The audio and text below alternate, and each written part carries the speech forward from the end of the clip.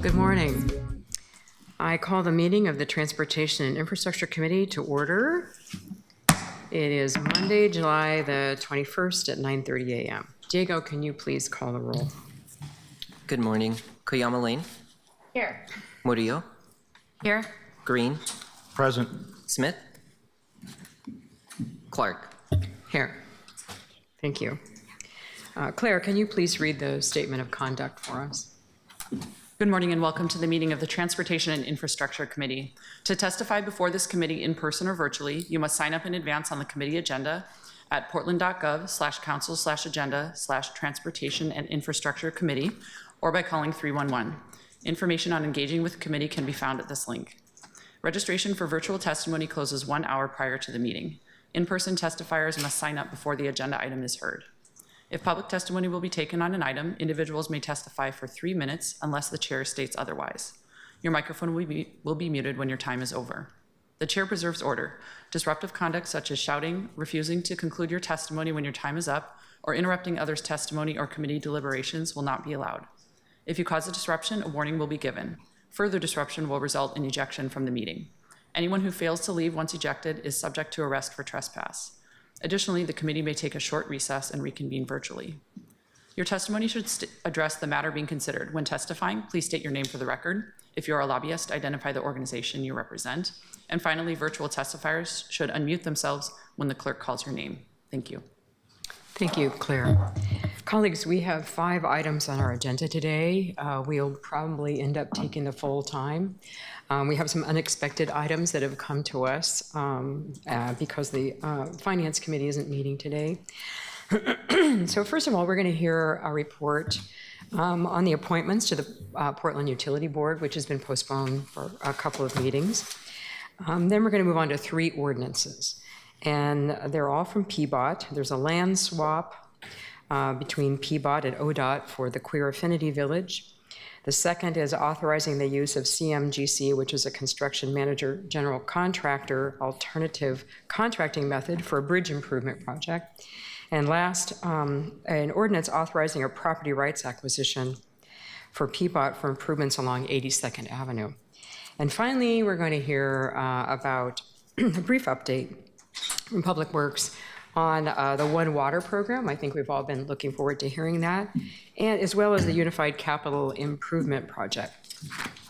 So with that, Diego, can you please read the first item? Item 1, appoint and reappoint voting members to the Portland Utility Board. Thank you. So colleagues, this appointment report comes to us from the mayor and the city budget office, but I'll hand it off to DCA Donna Paul and Jonna Lynn Bradford, PUB, the Public Utility Board staff to get us going. Thank you.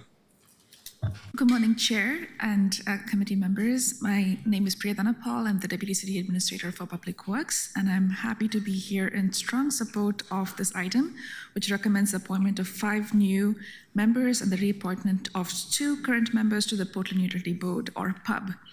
PUB is a community-based advisory body that provides independent guidance to the City Council and Bureau leadership on the budgets, programs, and planning of the Portland Water Bureau and Bureau of Environmental Services.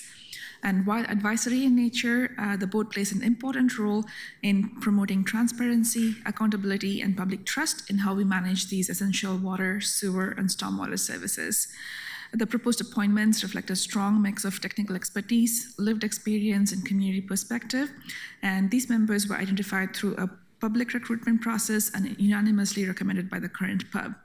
If confirmed, they will ensure that a broad cross-section of Portlanders have a voice in shaping long-term utility investments and addressing key challenges like affordability, climate resilience, and infrastructure renewal. And with that, I respectfully request your support, and I will pass it on to Jonna Lynn Bransford, PUB Coordinator. Thank you so much. For the record, my name is Jonna Lynn Bransford, and I'm the coordinator for the Portland Utility Board, which we will typically refer to as PUB. I'm here to put forth these nominees. The PUB is a community-based advisory board. Let me share my screen, sorry.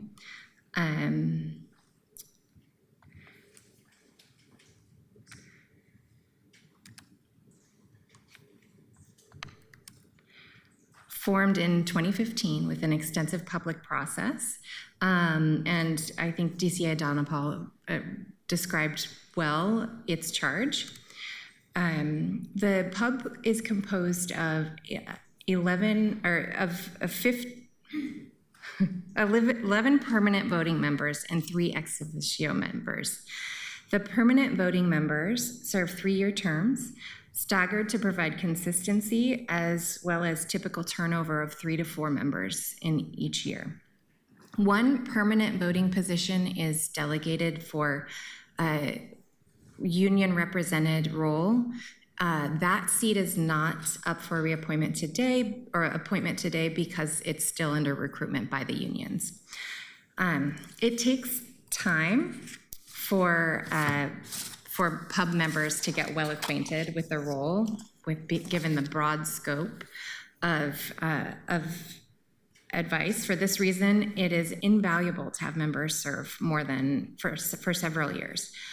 This year, the PUB had higher than normal vacancies due to the passing of 1 member and some other members having increased personal responsibilities.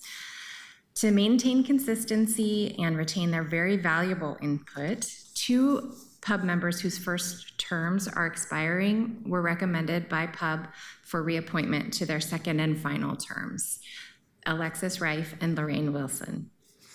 PUB formed a recruitment subcommittee to fill the remaining vacancies. The subcommittee included current board members and staff from the utilities. A key goal of recruitment is to diversify and balance the skills, experience, interests, and perspectives of the PUB. The criteria for appointments and skills to serve the board are defined in Code 3.123, and they range from technical knowledge of utilities and conservation to more generalized areas of financial analysis, group process, and communications.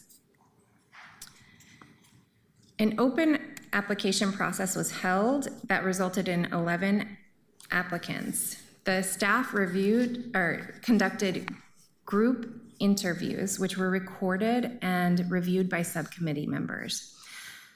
The group interview format allowed subcommittee members to evaluate candidates in a format similar to the way that PUB actually engages during their board meetings, to consider an issue and engage dynamically in conversation. The subcommittee was so impressed with the candidates and ultimately recommended the 5 appointees before you today, as well as 1 alternate in case a vacancy arises before the next full recruitment. The recommendation was approved by the current board in a public meeting earlier this month. The subcommittee considered gaps in the areas mentioned in code, and those are noted in red and orange on the boxes on this slide. And we're really pleased to have appointees that bring complementary skills and experience in areas like health sciences, finance, and civil engineering, as well as many other areas that benefit the board's work, including equity, which remains a particular area of focus and emphasis for the board's work and recruitment. Now we would love for you to hear directly from the nominees, the appointees. Most of our appointees are able to join virtually or in person, and we'll let them each briefly share a bit about themselves.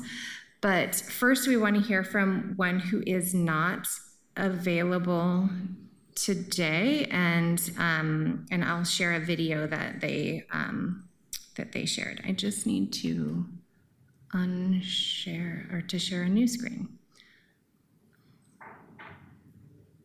Okay, so the first is Cormac Burke. Good morning.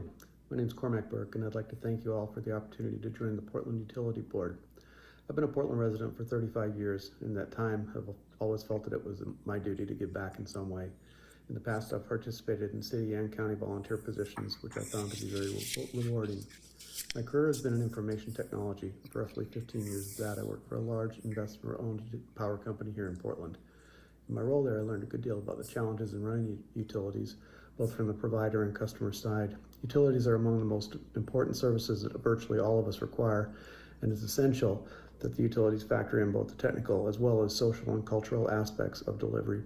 I believe that in order for any utility to be successful, it needs to maintain awareness and sensitivity to the diversity of its customer base, including cultural and language differences.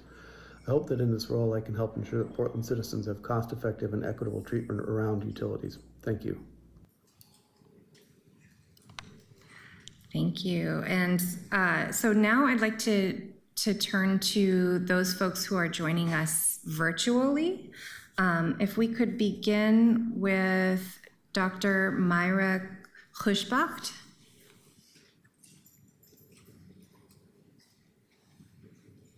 Hi, everyone. Great.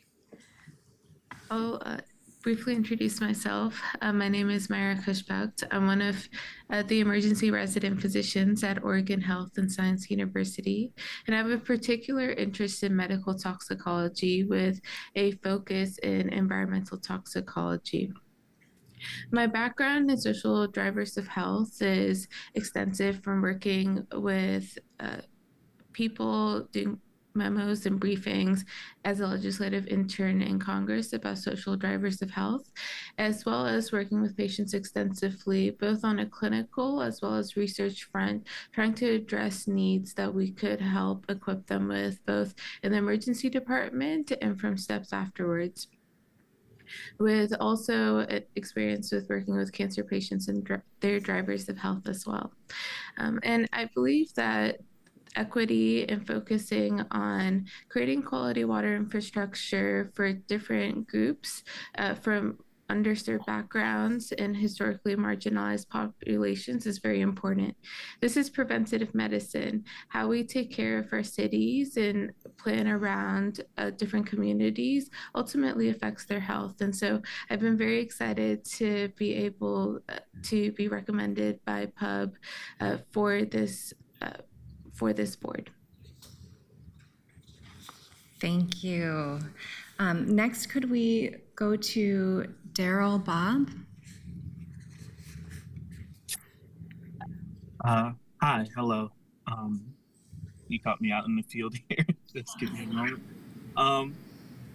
Well, as you heard, I'm Darryl Bob. I work as a utility locator for the Portland Bureau of Transportation. And I bring a background in wind energy and military service. As a public servant working on the ground every day, I see how system level decisions play out in the field, and I care deeply about how those infrastructure decisions affect all Portlanders, not just today, but for years to come. I'm excited to bring that frontline perspective to the Portland Utility Board to help make our utility planning more transparent, more equitable, and more connected to the people it's meant to serve. I thank you all for the opportunity. Thank you so much. And next we have Alexis Reif, who's recommended for reappointment to the board. Hello, everyone. Good morning. My name is Alexis Reif, and it's a pleasure to join you. Apologies for not being able to be there in person today. Thank you very much for consideration for reappointment to the Portland Utility Board. I have lived and worked in North Portland for 10 years and served on the pub for the last 3. My professional experience spans natural resource management, water policy and governance, and collaborative processes. And it has really been my honor to work with the bureaus and the council to ensure that every person in Portland has access to clean, affordable water and healthy watersheds for our health, for our well-being, and for economic prosperity, since water really does touch every single aspect of our lives. I am very excited at the opportunity to continue this work with the city and with our new form of government. It's been a real pleasure to work with the pub and with the bureaus through this transition, and I really look forward to continuing to do so in the next 3 years. I'm deeply committed to community and to collaboration and transparency and environmental justice, and really see pub as a key way to advance those values within my community. Thank you very much for the opportunity. Thank you. Next, we have our in-person folks, and I'm going to call all 3 of those to come up and speak with us. So that's Lorraine Wilson, Brooke Burhanu, and Jennifer O'Connor. Welcome. Thank you.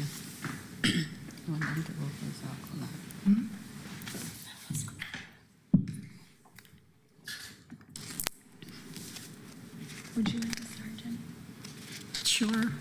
My name is Jennifer O'Connor, for the record, and it's nice to meet all of you. Thank you for considering my appointment for the Portland Utility Board.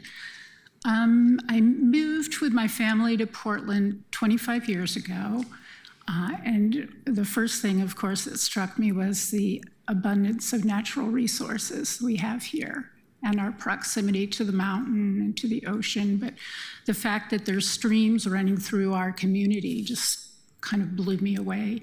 I came from San Francisco, where I worked for the Department of Public Works. I worked as a landscape architect and also as a project manager on infrastructure projects there. The last project I worked on before I moved up here was one that, it was a pilot program using reclaimed water, water that was reclaimed from wastewater, using it to irrigate Golden Gate Park. And once I got up here, I wanted to volunteer for the city of Portland because I was hoping maybe that I could get a job here. And what struck me was the fact that was how welcoming the bureaus were for me to volunteer. I volunteered at the Parks Department first, and then at the Water Bureau. I served 5 years on the Citizen Employee Budget Review Board for the Water Department, for the Water Bureau. The last 10 years, I've been volunteering on climate-related programs. I worked with Greenpeace, with 350, and one of my the last attempts we did, we collaborated with, I was on 350, we collaborated with the Sunrise Movement and also with PEACE, which is the Portland Employee Act on Climate Emergency. The group city employees you have here that have formed this group to look at climate issues. And since then, we did put together a resolution to bring to the City Charter Board, or the City Charter Commission. The resolution lost by 1 point. We wanted to implement a climate and environmental justice resolution. So it got close to being on the ballot, but not close enough. I stayed in touch with the Bureau of Environmental Sciences and employees from the Bureau of Environmental Sciences and the Water Bureau. So I'm pretty much up to date on what's going on in terms of climate and the infrastructure here.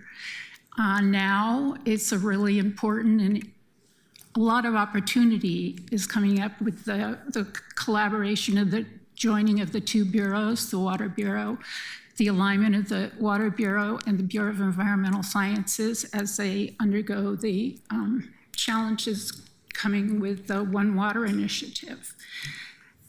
The things that I have identified as things that I'd like to help with, I want to make sure we keep the affordability programs in place for the people so everybody has access to water.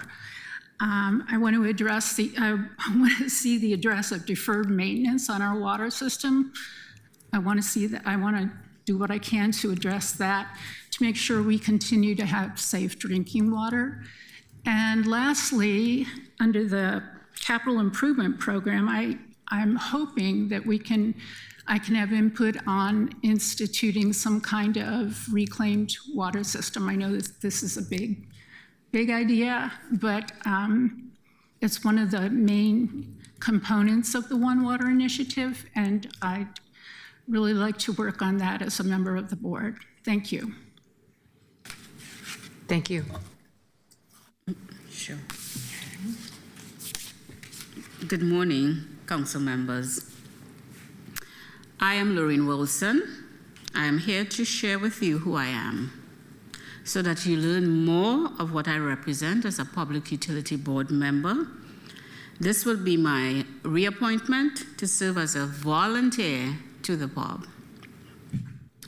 I am the daughter of Daphne and Lloyd Gervais, both deceased, the last child of 6 children.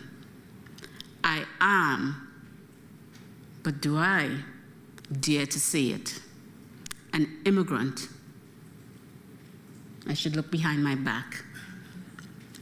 And naturalized citizens of these United States. I am a proud Trinbagonian who has lived in the Pacific Northwest for the last 24 years. My mother was a housewife and entrepreneur. My father, an educator from a family of educators. My mother being a quiet force who could create and achieve anything. She sewed, baked, cooked ice cakes, etc., and sold treats to complement my father's modest income as a school principal. She was very involved in the community, taking part in events at the community center and always adopting someone or providing comfort to those in the community. Were we rich? I don't think so. We wore hand-me-downs, but everyone thought we were because there was tremendous privilege being the principal's daughter. Not so much for me, because I had to deal with being the principal's daughter. My father, on the other hand, was out there and vocal. Legend has it that he fell out with the ruling political party leader of the day. He wasn't afraid to stand up when he saw injustice. Both my parents did the work. Although no one will tell you that I am on the quiet side like my mother. These are the individuals who formed me in their image and likeness, along with my independent maternal grandmother. If interested, I can share some badass stories about her privately. I am a mother and a grandmother who defeated cancer twice. I am still convalescing. It didn't stop me. Get your screenings done. Now I will share what most individuals judge you on. I'm a graduate with an MS degree in organizational leadership. I have worked at many organizations since moving to the US. Not by choice in some cases, but because of the reality of how I show up in my workplace, meaning it is tough out here for Black professional women and the policing of Black bodies. What excites me is the opportunity to advocate, resulting in better outcomes and greater impact. Having the opportunity to take the challenges and barriers that I and others have experienced and raising them within the spaces that create them to develop better policies, procedures, and practices that results in timely, matter-of-fact change informed by community. The opportunity to work with others collaboratively to create empowered communities that are confident advocating for themselves, but not always allowed to or listened to. The opportunity to work within the system to create positive change. When I'm reappointed to serve another term, I will continue reflecting on what the board has accomplished over the last few years and how successful it has been in creating change. This foundation will continue to guide me in determining how I can move forward with ensuring that the board centers equity in all its work. I would like to learn more about the city's funding mechanism through utility rate changes applied to residents and how these monies are spent. Calling this out keeps it in focus so that costing becomes more transparent and accessible to all residents. Ultimately, what I plan to accomplish during my service is ensuring that the city provides reliable service that are cost efficient and affordable for all residents. Understanding the customer's need intimately so that it's reflected in the water and sewage rates they are charged. What is my why? Because of my grandbaby. I'm here to work collaboratively with you and city staff to achieve this. Thank you for the opportunity to do so. Thank you. And finally, we have Brooke Berhanu.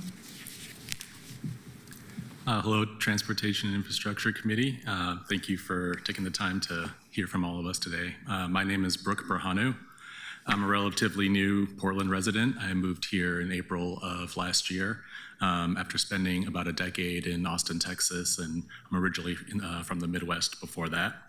I moved here because I have family here, and every time I visited, I immediately fell in love. And so I immediately started looking for ways to kind of start contributing back to the city, and saw the opening for the Portland Utility Board and thought this was really the best way to give back in the way that I know how to. I live in District 4, and sorry, I lost my place here. I spent several years working for water and wastewater utility in Austin, Texas. Before that, I studied water resources engineering in grad school at University of Texas, and so it's a big part of my career, my experience, but also just my passions. And now I work as a research specialist for an environmental nonprofit, really studying how water efficiency and reuse strategies can help utilities face some of the more pressing challenges they're facing today. I'm honored to be considered for appointment to the Portland Utility Board, especially during a time where water and wastewater is really at top of mind for a lot of folks, both in Portland and across the country, both the challenges, but then also just uncovering the ways in which infrastructure has really played a vital role in kind of creating and perpetuating a lot of the systemic injustices that we've seen over the last, more than 100 years. And so it's really, you know, these are like hidden systems that we all interact with every day, but they have a really large impact in how we live our lives. And I've really been motivated to try to better understand that, and I'm really excited for the opportunity to kind of help increase both that knowledge for the utility board, as well as take some of the lessons I've learned from my past life and my current job to based on what other utilities across the country are doing to meet some of those challenges. I'm hoping to help the Water Bureau and BES navigate through some of these challenges: rising costs, dwindling federal support, increasing distrust in local and government institutions, and that really has to come from a place of transparency and cooperation. And so I'm just really excited to kind of collaborate and really help the utility board and BES operate in a way that aligns with, you know, the city's stated values and principles. So I'll stop there, but thank you all very much. Oh, thank you. Did you have any closing remarks before we? Just briefly, Okay. just want to say that these fabulous appointees would join members still serving, including Julia DeGraw, Kyle Chipman, and current pub chair Lauren Rosencrantz. Wanted to invite you all to ask any questions that you might have, or. Thank you. I'm very impressed by the breadth of knowledge and the passion that you all have for this job and your willingness to do it as volunteers. I think I would speak for my colleagues that we also appreciated the pubs weighing in on some decisions that we've had to make. We really appreciated your perspective on that. It was very helpful. So I'll ask my colleagues. Well, actually, let me find out from Diego. Has anybody signed up to testify here? No one has signed up. Okay, terrific. Colleagues, do you have any questions for our potential appointees here, or reappointees? I think their presentations have been very thorough. We actually received quite a bit of background on all of you, which we've read in advance. Councilor Brio, did you want to say something?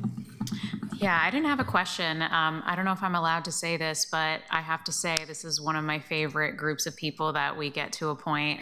Getting to hear all of your stories and everything that you've shared, and that you're gonna spend your time volunteering with the city of Portland is so special. I'm just so grateful to get to learn more about you. And Lorraine, your story really stood out to me. Just I appreciate you sharing your life and your background with us, because we do often put each other in these boxes about what's measurable, and you shared something that is immeasurable with us.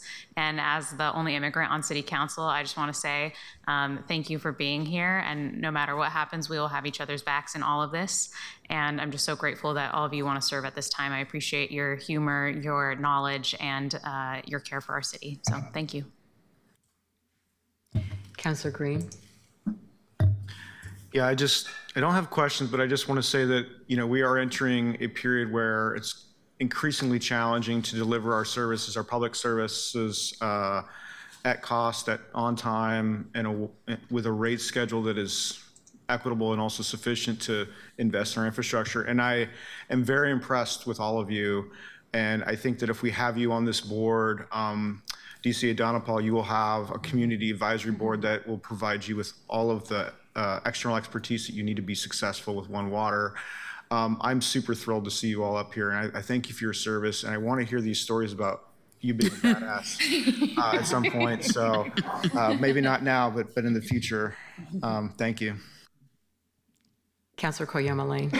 Thank you so much for being here, and for the folks that submitted their paragraphs and their videos. This is so important. Oversight work, accountability, transparency. It's so important to our work. The public cares so much about it. Really appreciate all of you. Terrific. Thank you, all of you again. We're very excited to have you here. You're a great group of volunteers, and we appreciate it. So I would like to entertain a motion to send the appointments of Brooke Berhanu, Dr. Myra Kushbucht, Jennifer O'Connor, Jarrell Bob, and Cormac Burke. The appointments of them to, and the reappointment of Lorraine Wilson, and Alexis Reif to the Portland Utility Board, to the full council, with a recommendation that the appointments be confirmed. So moved. Second. Thank you. Councilor Murillo moves to recommend the appointments and reappointments to the pub to full council, with the recommendation that the appointments be confirmed, and Councilor Green has seconded that. Is there any further discussion, colleagues? Seeing none, will the clerk please call the roll? Koyama Lane, Aye. Murillo, Aye. Green, With gratitude, aye. Clark. And with enthusiasm, aye. With 4 ayes, the motion carries, and the appointments and reappointments to the Portland Utility Board are referred to full council with the recommendation that the appointments be confirmed. Terrific. Thank you all again, those online and those here, for your willingness to serve the city. We appreciate you very much. And thank you for being here today. Thanks.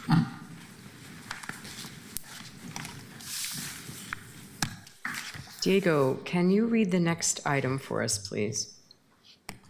Item 2, declare city property as surplus and authorize property trade between the Portland Bureau of Transportation and the Oregon Department of Transportation. Thank you. Colleagues, this ordinance comes to us from PBOT and Portland Solutions. The ordinance would authorize a land exchange between ODOT and the city to support continued and future use of a safe rest village along Southwest NATO Parkway, one I drive by every day. I'd like to hand this off to DCA Donna Paul and PBOT and Portland Solutions staff. Thank you, Chair Clark and committee members. Good morning. I'm Priya Dana Paul, DCA for Public Works. This transfer will allow the city to consolidate ownership of 2 contiguous parcels along the west side of NATO Parkway and create flexibility for enhancing the NATO safe rest village in the near term. I'm going to pass it on to the subject matter experts for, in the interest of time, we have, I'll let you all introduce yourself. Go ahead, please. Okay. Thank you, DCA Donna Paul. Thank you, Committee Chair Clark, for introducing this ordinance to the committee. Good morning, City Councilors. For the record, my name is Kevin Ballack. I'm a supervisor in PBOT's Real Property Services Group, here to discuss the surplus property designation and city and ODOT land transfer at Southwest NATO Parkway. To orient you, these parcels are directly north of 405 along Southwest NATO Parkway. Sorry. Before you today, PBOT is requesting this committee recommend to council to declare city property along the east side of Southwest NATO Parkway as surplus. As seen on the slide, highlighted in red, the city owns an undivided 60% interest and ODOT owns an undivided 40% interest in portions of tax lot R699857. Excuse me, Kevin, we are not seeing the slide. Maybe, I know if Adam or someone can help you post that so everyone can see. Can you see them? There we go. Okay. Thank you. Great, thank you. Sorry about that. No problem. In exchange for PBOT selling, let me go back, I'm sorry, let me do this slide again. Before you today, PBOT is requesting this committee recommend to council to declare the city property along the east side of Southwest NATO Parkway as surplus. As seen on the slide highlighted in red, the city owns an undivided 60% interest and ODOT owns an undivided 40% interest in portions of tax lot R699857. These lots are bifurcated by South Sherman Street, which area would continue to be public right-of-way. The total of the lots for surplus equals 23,810 square feet.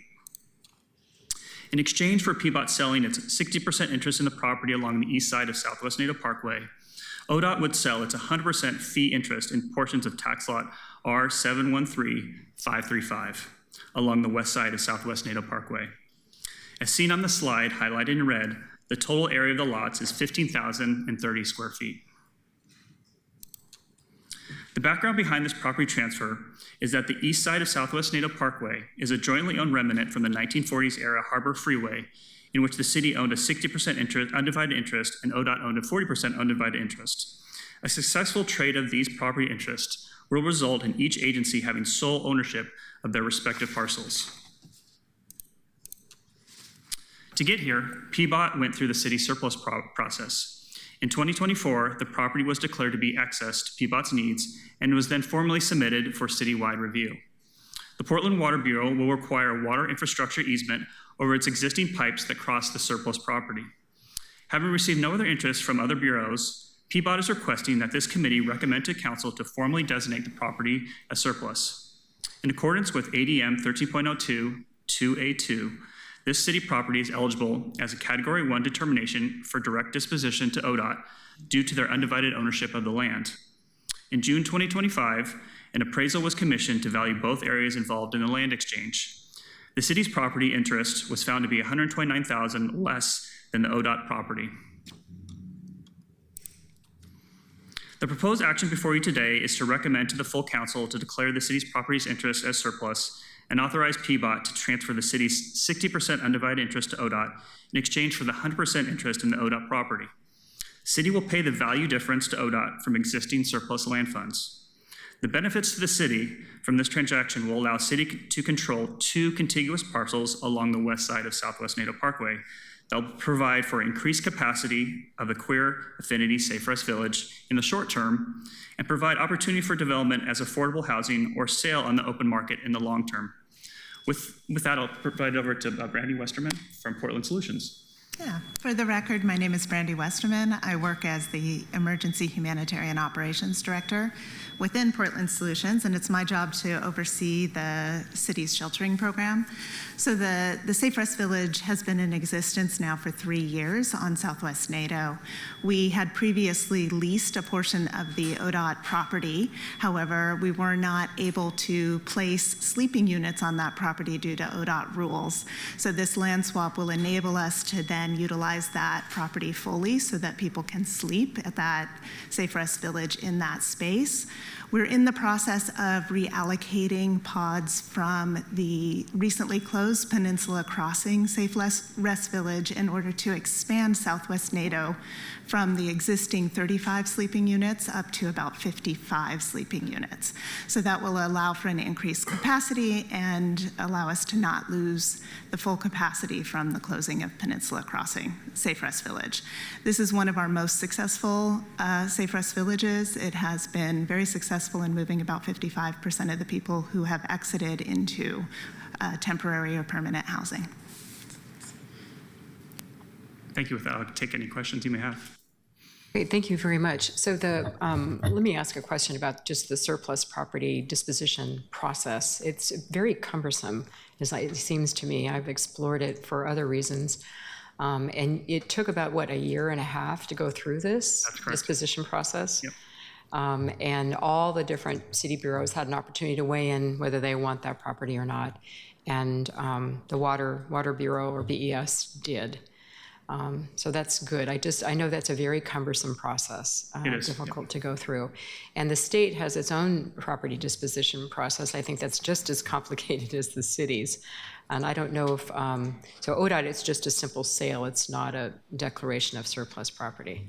That's right. They run a parallel process, but they do have same things where they have to have findings that it's surplus to their needs. Great. Colleagues, well, actually, let me ask Diego, do we have anyone who wants to testify on this ordinance? No one has signed up. Okay, great. Colleagues, do you have any questions for our witnesses about this property exchange? No? Terrific. Well, thank you all for coming here today and presenting this. We appreciate it, and it sounds like a great move. So, moving right along, I would entertain a motion to send the ordinance, document number 2025-284, to the full council with a recommendation it be adopted. So moved. Great. Councilor Murillo moves the ordinance, document 2025-284, to full council with the due pass recommendation. May I have a second? Second. Great. The motion has been moved by Councilor Murillo and seconded by Councilor Kayama Lane. Seeing no further discussion, will the clerk please call the roll? Kayama Lane. Aye. Murillo. Aye. Green. Aye. Clark. Aye. With 4 ayes, the ordinance will move to full council with a due pass recommendation. Great. Thank you all for being here today and for your work on this. Thank you, councilors. Diego, can you please read the next item? Item 3, approve findings to authorize exemption to the competitive bidding requirements and authorize competitive solicitation for the use of the alternative contracting method of a construction manager, general contractor for the Burgard Bridge Resiliency and Multimodal Enhancement Project. Thank you, Diego. This emergency ordinance comes to us from PBOT, who seeks approval for the use of the CMGC, a construction manager general contractor method, for a bridge improvement project. I'm going to hand this off to DCA Donna Paul and Winston Sandino, who is the Capital Project Manager at PBOT. Good morning again, Chair and Councillors. Priya Dhanapal, DCA for Public Works, for the record. This is a critical infrastructure project. The Burgard Bridge has been in poor conditions since it's been struck by a train in 2020, and thanks to a federal grant from the Bridge Investment Program, PBOT has now an opportunity to fully replace it. The CMGC, as you mentioned, that's the only path forward that allows us to meet the federal grant deadlines, and it enables early collaboration between the contractor, the design consultant, the city staff, reducing construction risks and allowing the project to move forward efficiently. And with that, I'm happy to pass it on to Winston Sandino, PBOT's Capital Project Manager, to go into the details. Thank you very much, DCA Dhanapal. Good morning, City Council members. Okay, let me... Could you state your name for the record? Oh, yes, my name is Winston Sandino. I'm project manager for PBOT on the large cap section of project management, and I'm in charge of the Burgard Bridge project. You can see the bridge is located north of the St. John's Bridge. It's the north side of the area. It's a very heavy freight location. There's Terminal 4, Schnitzer, Northwest Containers. The bridge is over the Union Pacific Railroad. And the bridge was hit by the Union Pacific Railroad in 2020, and it's currently in a very poor condition due to damage sustained by the train impact. Some traffic lanes have been shifted to avoid the running vehicles over the damaged pier. I wanted to explain a little bit about the funding. PBOT applied for a federal grant in 2022 for over $13 million, and the PBOT received the grant in 2022 from the Bridge Investment Program. PBOT will be providing a match, 20% match, over $3 million, and these funds are coming from the heavy vehicle use tax. The total project is expected to cost about $17 million, and this will be allocated through different phases of the project: design, right-of-way, environmental, and construction.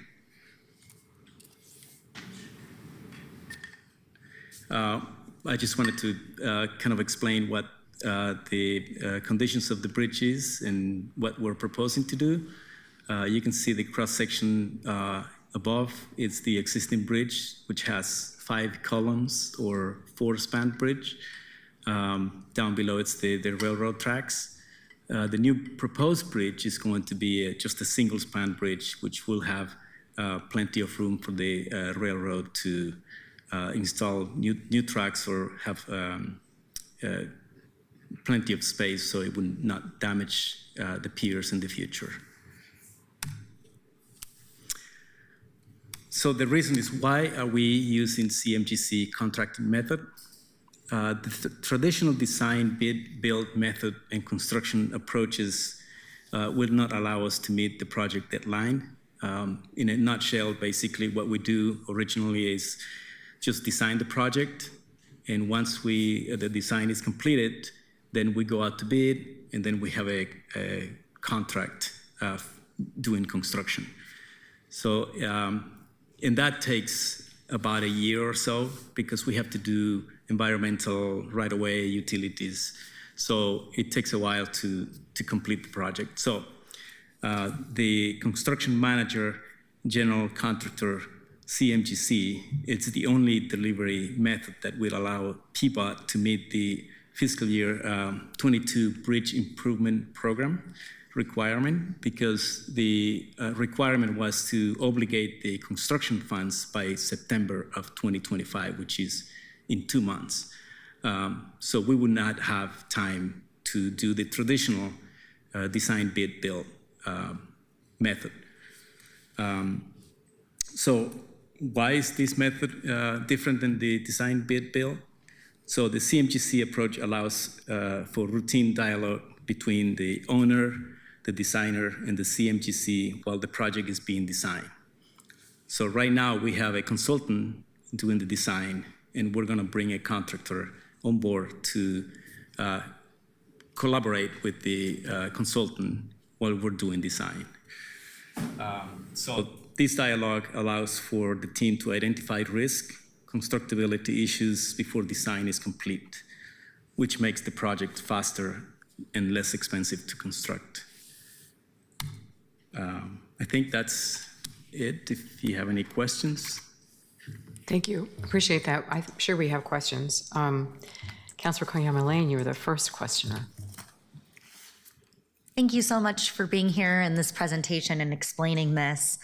I'm interested, can you tell me a little bit more about the difference between the traditional design bid build method and the construction manager, general contractor? What are some of the pros and cons? Is anything, what are we changing, risking, foregoing? Are there, especially around labor, union workers, can you explain a little bit? Well, the big difference for this project is schedule. So we were not going to be able to complete the design phase in 6 months. So we would the designer right now, or a consultant, we hired a consultant to do the design.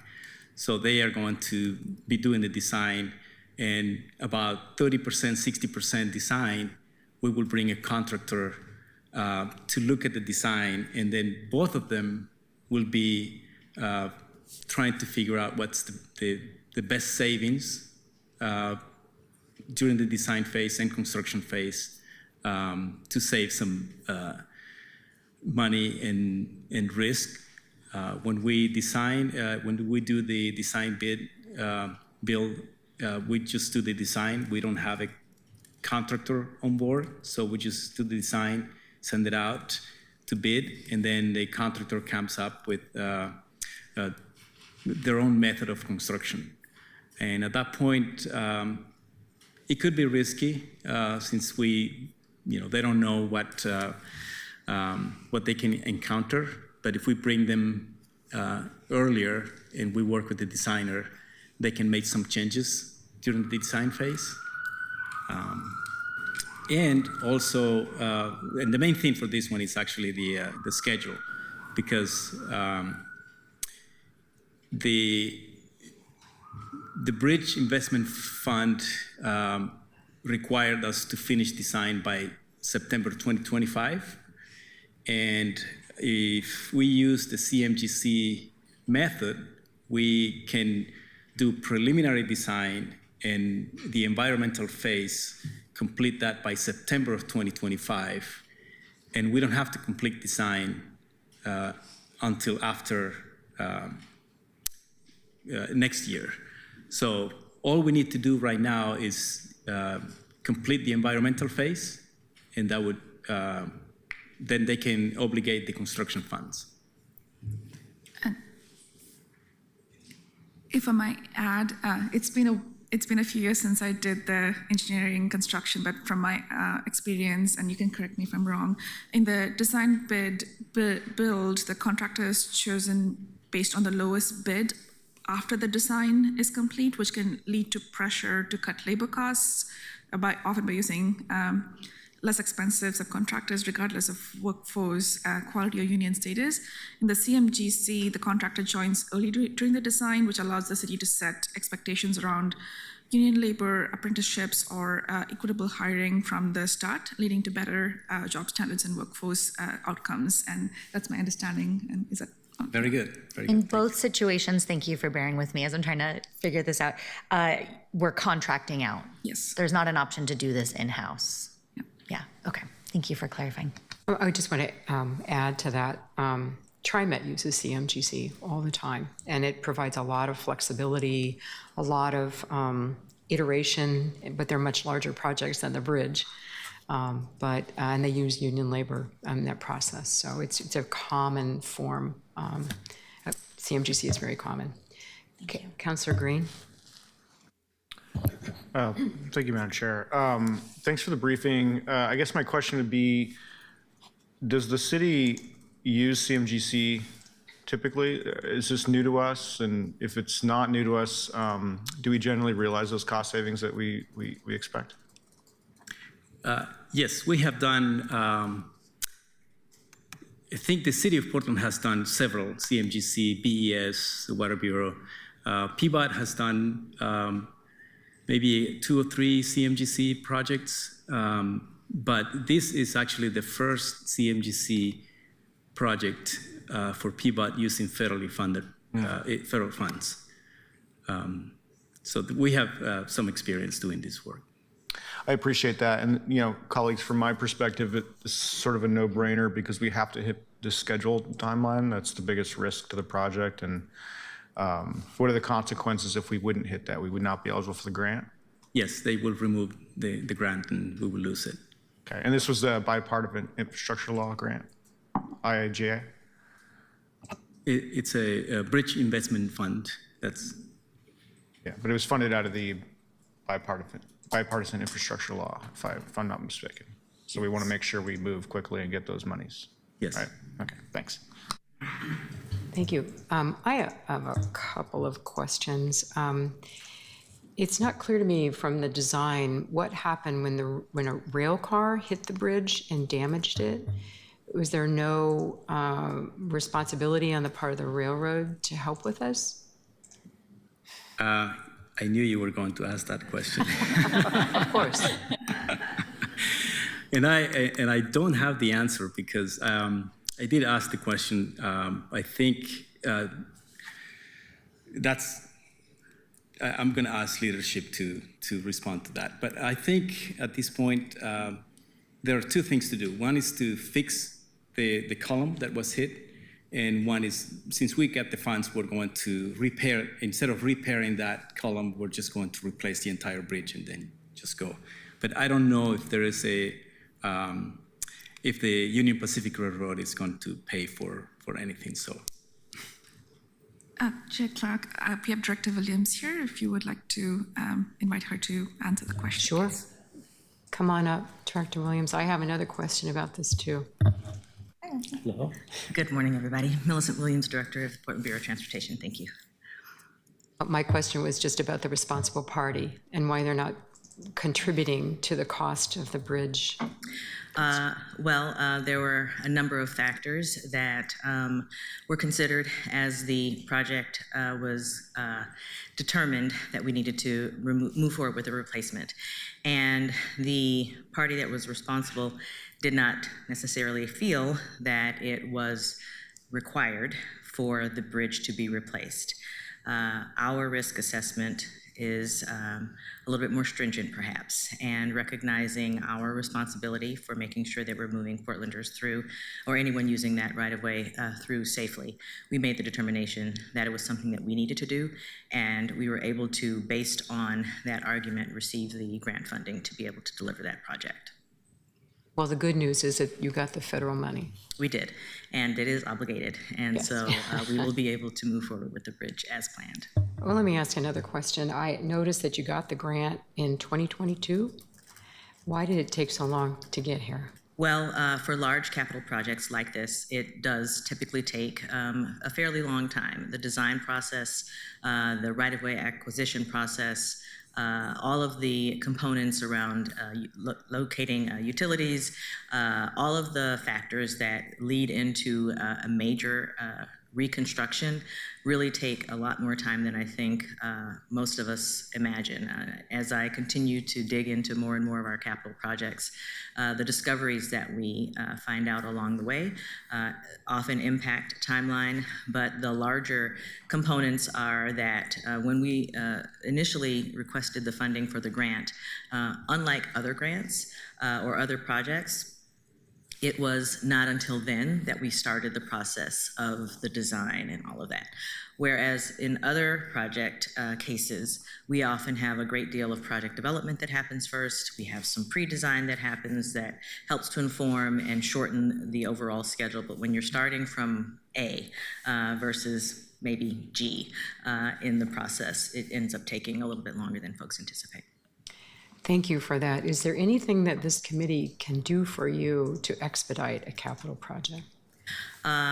Keep encouraging us to be intentional about how we move forward.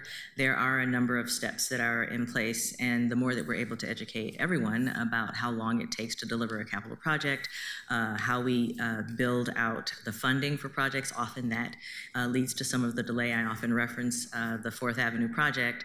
That was something that was conceived of many years ago.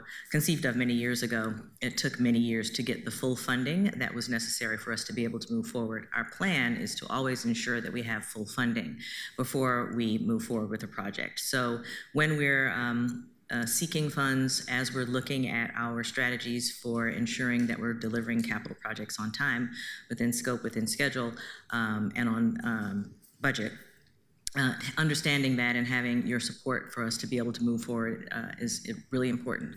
One of the other components for capital projects that ends up causing projects to take long, and I'm not complaining about it as much as I'm explaining that from time to time we are engaged in pretty extensive community engagement processes.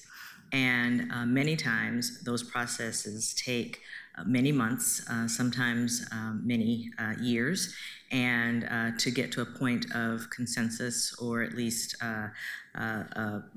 people are equally dissatisfied on either side of the argument.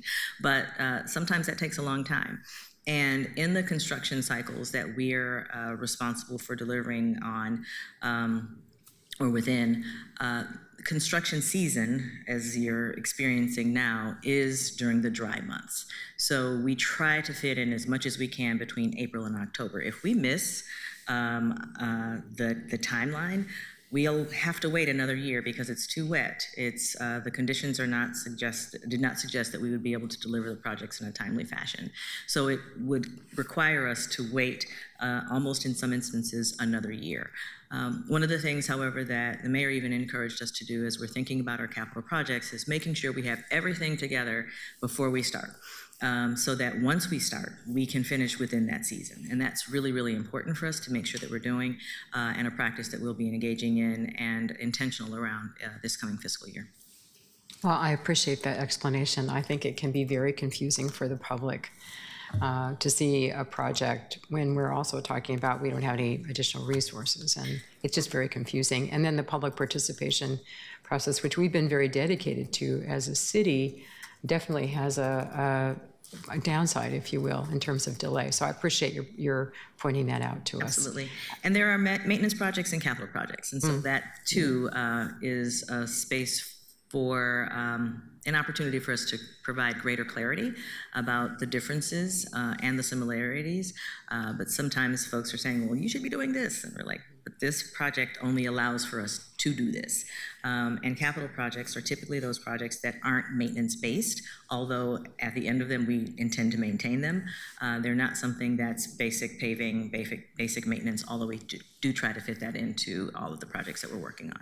Thank you. I think, colleagues, that in addition to water, which we drink every day, and we should be aware of what's going on with the Water Bureau, it's really our transportation system, our streets, that people are most fundamentally aware of as a public service and hyper aware of what's going on. So we do have a role in helping the public understand what's going on. So thank you for that. Thank you for that. Any other questions, colleagues, on this bridge reconstruction or? No? Okay, seeing none. Let's see, I would like to entertain a motion to send the emergency ordinance document number 2025-285 to the full council with a recommendation that it be adopted. So moved. Thank you. Councillor Green moves emergency ordinance document number 2025-285 to the full council with a due pass recommendation. Can I have a second? Second. Councillor Murillo, the motion has been moved by Councillor Green and seconded by Councillor Murillo. Seeing no more discussion, will the clerk please call the roll? Kayama Lane. Aye. Murillo. Aye. Green. Aye. Clark. Aye. With 4 ayes, the motion carries. The emergency ordinance will move to the full council with a due pass recommendation. Great. Thank you all for being here and continuing to be here. Thank you very much. Thank you. Diego, can you please read the next item? Item 4, authorize Bureau of Transportation to acquire certain permanent and temporary property rights necessary for construction of the 82nd Avenue, Gleason and Davis Signal Improvements Project through the exercise of the city's eminent domain authority. Great, thank you. Colleagues, this is the last of our PBOT ordinances today. This ordinance is related to the ongoing traffic and safety improvements along 82nd Avenue. We'll be happy to hear about that.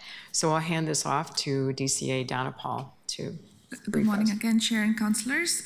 I'm Priyadana Paul, DC for Public Works, and this work is a part of a city's broader efforts to deliver on the vision of the Build a Better 82nd Avenue and directly responds to the urgent need for safer crossings and pedestrian infrastructure in one of Portland's highest crash corridors. And with that, I would like to turn it over to Brianna Orr from PBOT to walk you through the project and proposed property actions. Thank you. Thank you. Good morning, councilors. For the record, my name is Brianna Orr, and I'm a capital project manager at PBOT, and joined by my colleague, who will introduce herself. Hi, I'm Carly Ruggles, PBOT right-of-way. I'm a right-of-way agent 3. And thanks for listening to us today. I'm chatting with you about a project, 82nd Avenue, Gleason and Davis Signal Improvements. And just here to provide a real overview of the project and let you know why it's so important. Overview, this project originates from the jurisdictional transfer of 82nd Avenue and our Building a Better 82nd Avenue plan, which was council adopted. And the improvement goals include reducing the risk of serious injuries and fatalities for people traveling. We're addressing maintenance needs and asset needs for this project. We want to provide safe and comfortable places for people to cross 82nd Avenue, improve accessibility, and mitigate the impacts of extreme heat. A little bit of safety history. As you all know, 82nd Avenue is a very unsafe street in our city, but this particular intersection that we're working at, 82nd Avenue and Gleason, is also one of the least safe intersections in our city. So in the top 10 of our Vision Zero intersections with the highest numbers of reported collisions. So I included a lot of stats on this page just for reference, but a total of 236 collisions have occurred in the past 10 years. We have 8 serious injuries and 2 deaths in that time frame, and we know of another death in 2023 that occurred at 82nd and Gleason as well.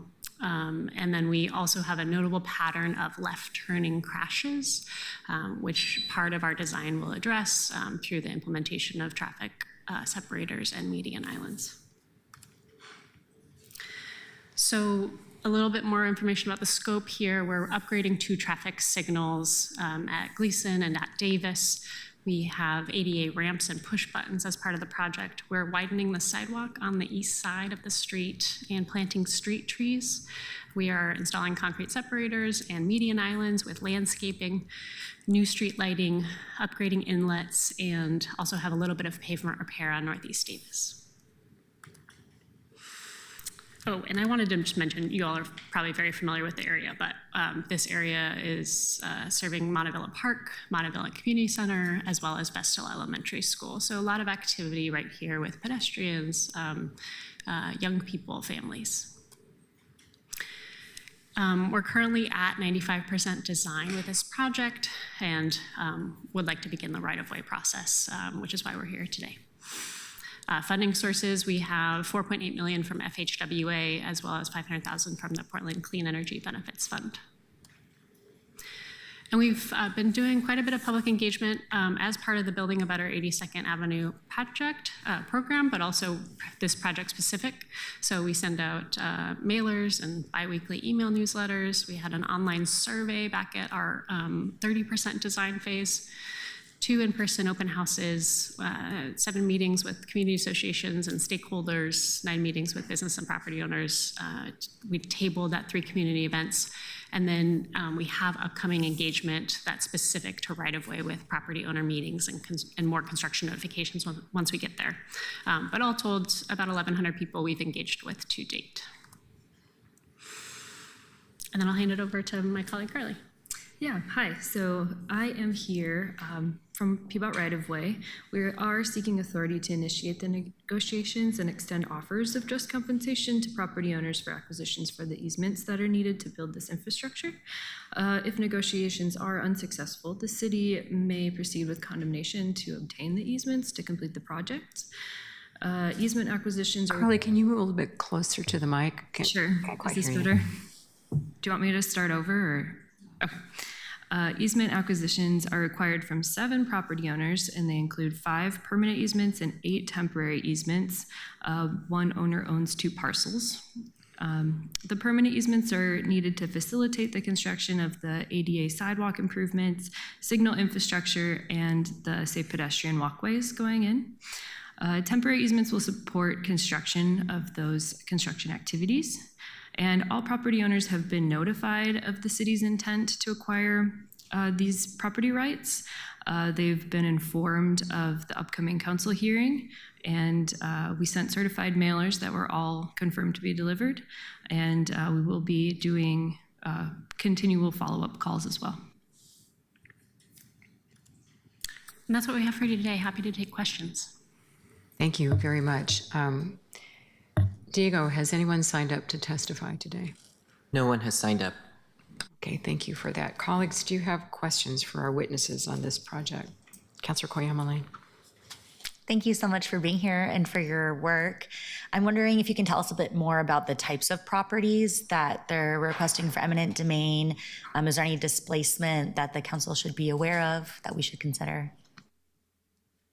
I can speak to that. The types of properties are mostly commercially owned, and they are small acquisitions, so there is no displacement, perhaps some inconvenience, but there is nothing that will be permanently changed to the property.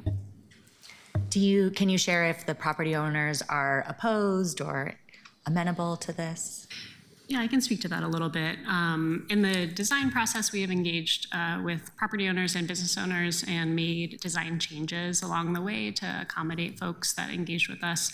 I would say by and large, folks welcome these improvements, knowing that they're very important for Vestal Elementary School and families who go there.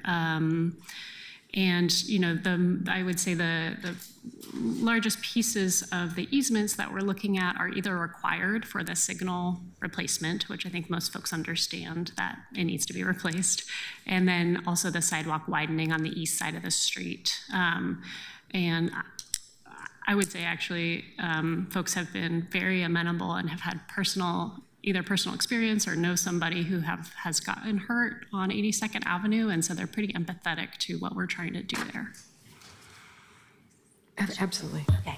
My other question is around the project funding sources, and I'm wondering if there are any concerns around the stability, especially of the Federal Highway Administration one. Yeah, great question. This funding from FHWA is fairly stable, more stable than maybe some of our other funding, because it originated from the jurisdictional transfer, and ODOT has expressed no reservations about obligating funding. It has not gone through a similar review process that some of our other federal funds have. Okay, thank you. Mm-hmm. Just to be clear, these are federal highway funds that are coming through ODOT. That's correct. Right.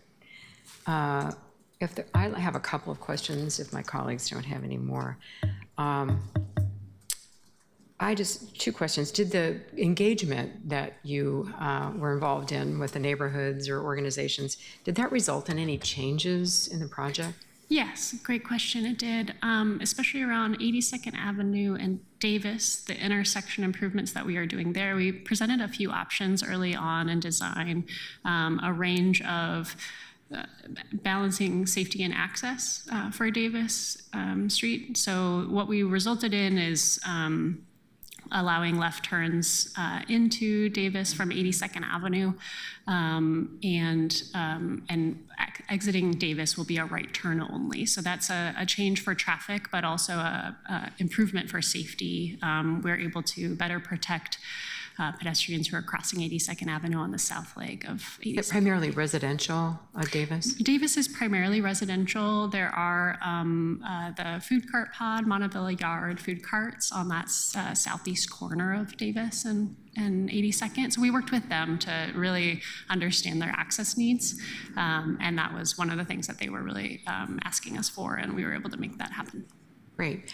I have another question. The improvements that you're making here, are they being coordinated with the BRT, the 82nd Street BRT? How does that mesh? Yes. We chat with our colleagues at TriMet fairly frequently, and they will be reviewing. They've been involved in reviewing designs on this project and vice versa. I know that they have their 82nd and Gleason stop that will, our project will rebuild part of that corner, and my understanding is there will be limited work from the TriMet side at that location. Okay. So yes, very coordinated with that project.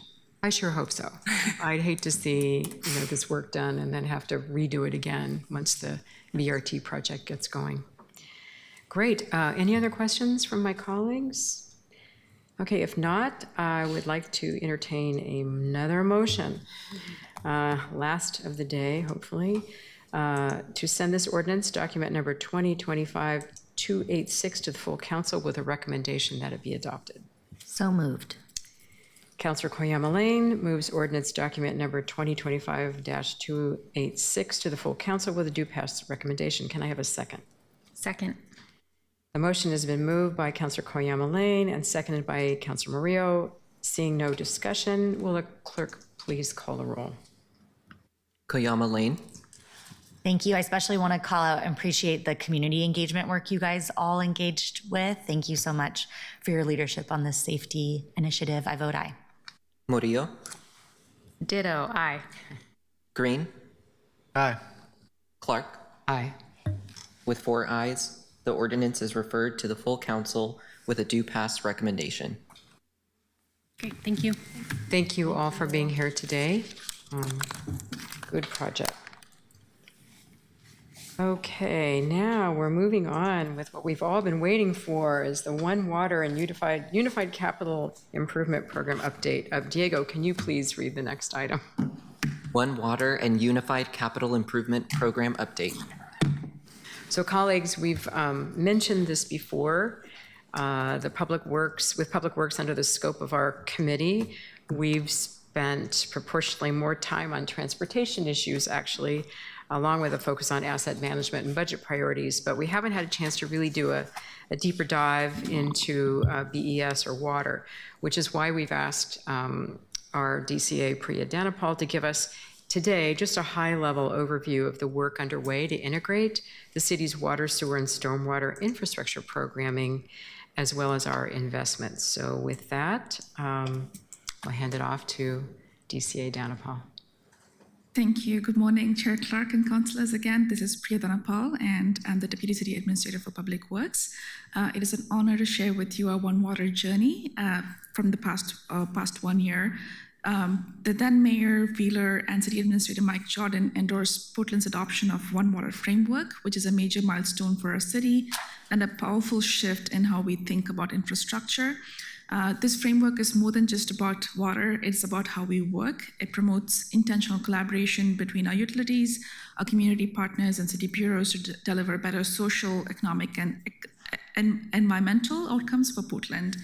I'm pleased to report that even amidst the significant budget constraints we've discussed in the recent sessions and the overall transitions happening in the city, the Public Works Service area has made real measurable progress on implementing some of the One Water recommendations.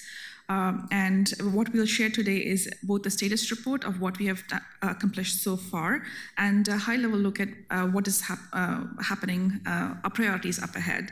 I want to give you a disclaimer that I probably will not be going into the details of any details of what is happening in the future, but I'm happy to talk about what we've done so far. It's a chance to show what we've accomplished and where we're headed next. Next slide, please. Here's the agenda for today. We'll begin with a brief overview of what One Water is and why we've adopted it as a guiding framework. I know this council, many of this council were not here last year when we began the work, and so hopefully the sessions is a level setting of what is One Water and why we adopted the framework for moving forward with it. And then I'll walk you through the feasibility study that we did last year, which shaped our strategy and highlight the recommendations that came from that work. We'll also share about how the recommendations are being implemented, and I'll provide you with some of the other broader public works service area updates and how we're aligning our capital planning and investments and so on. And I'll close by sharing our next set of priorities that are on the deck. Next slide, please.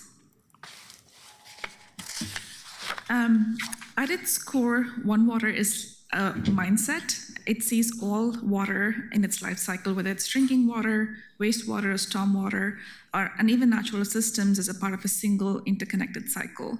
And One Water can be different depending on the context. For example, for cities that are having water scarcity, it would mean connecting the pipes with water reuse. But with Portland, we fortunately don't have that problem, so we probably will not be thinking about connecting pipes. But there are other things in which, in the Portland context, is an approach that emphasizes multiple benefits from using the, thinking at a watershed scale, designing infrastructure with both people and ecosystems in mind. And in Portland, it also means equity, like embedding community voice, partnering across bureaus, and making sure our investments serve all Portlanders, especially those who have been underserved in the past. Both our utility bureaus, Water and BES, share similar challenges, and some of the challenges are not limited to just the utility bureaus. Things like funding and how we do projects also expand to transportation and parks and sometimes even planning. So making sure all these bureaus are at the table as we strategize and form these solutions are very important in this process. And One Water for us is, in the Portland context, is working across systems, across agencies, and across differences so we can steward water more holistically and serve the public more effectively. Next slide, please. There were 5 key reasons why we adopted that approach for the One Water. The first item was long-term financial health. Our infrastructure, as you all are very aware, as we went through the budget sessions, our infrastructure systems are aging and our investment needs are growing, and we have to be strategic about how we use every dollar. And the second is equity in service delivery. We want all Portlanders, regardless of neighborhood or income, to receive consistent high-quality service. The third is environmental stewardship and climate resilience. One Water is how we protect our rivers, prepare for seismic events, and adapt to extreme weather. The fourth one is we're building on our existing success. Portland already has strong cross-bureau partnerships and integrated projects, and One Water gives us a structure to expand and build upon those successes. And fifth is we're in the middle of a transition. We have the government transition and we have other transitions that are happening which enables this. The concept of looking into intentional collaboration between Water and BES, this is not the first time we're doing it. It's happened multiple times in the past several decades. And so for the first time, we have a public works service area that aligns leadership across our infrastructure bureaus. And this is the right moment to align how we deliver these essential services for Portlanders. Next slide, please. From August to October of last year, 2024, when then Mayor Wheeler asked us to conduct a One Water feasibility study to understand how Portland was ready for this kind of shift and what it would make to be successful, we set together a task force. It had a set of about 60 staff across multiple bureaus, including Water, BES, Parks, Transportation, and Planning. And it was a highly participatory process. And we also invited support from US Water Alliance. It's a nonprofit that influences policy on a national scale on One Water. And also 2 consultants, Stantec, which is a planning, design, construction engineering firm, and also next strategies for the overall strategy of One Water. And based on our feasibility study, what we learned is that Portland is well positioned for One Water. We have the technical foundation, we have shared values between the bureaus, and we have the leadership support to do this work. But we also have real barriers. There is structural barriers, and then the most importantly, the cultural barriers and financial barriers as well that we need to address. The study culminated in 9 actionable recommendations that now serve as a roadmap as we implement our work. Next slide, please. To shape the 9 recommendations that resulted from the feasibility study, the way we arrived at that was to use a structured framework called appreciative inquiry, 5D model, which is to define, discover, dream, design, and deliver. This is a strength-based approach that we are using for multiple initiatives in the public works service area that helps us build on, that helps us do more than just fix problems. It helps us recognize what is already working. In our discover phase, we look at what is working, and it helps us imagine what is possible and design a better path forward. We defined our goals, explored existing successes, and envisioned a future state of what One Water would look like in Portland. And we are looking forward to designing the key building blocks and ultimately deliver a roadmap to leadership.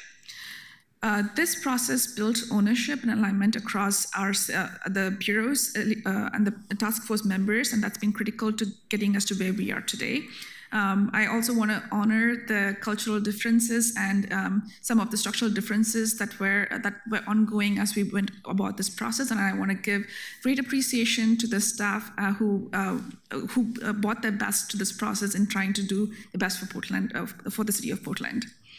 Next slide, please. There were several key takeaways from the feasibility study, and one of the most important takeaways is that we are not starting from scratch. In many ways, Portland is already practicing One Water.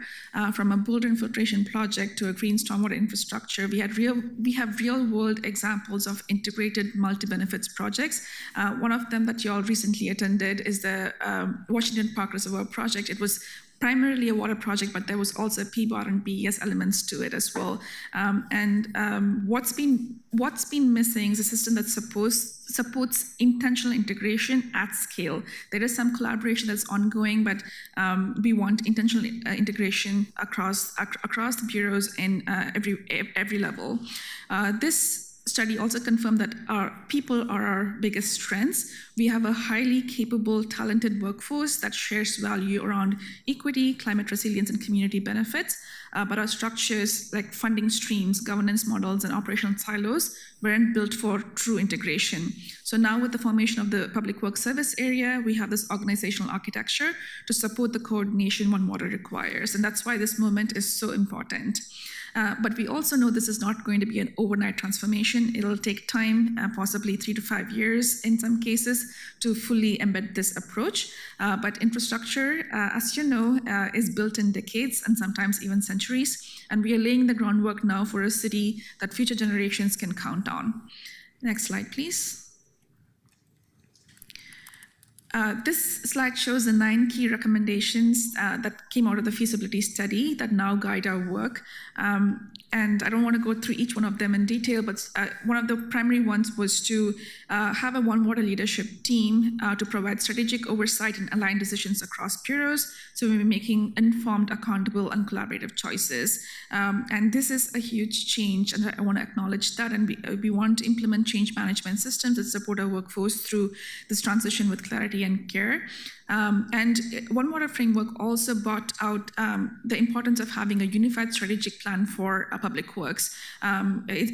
It's not just about aligning a strategy between water and BES, but also across PBOT and parks. And we want to prioritize collaboration as an organizational norm and a value for the organization.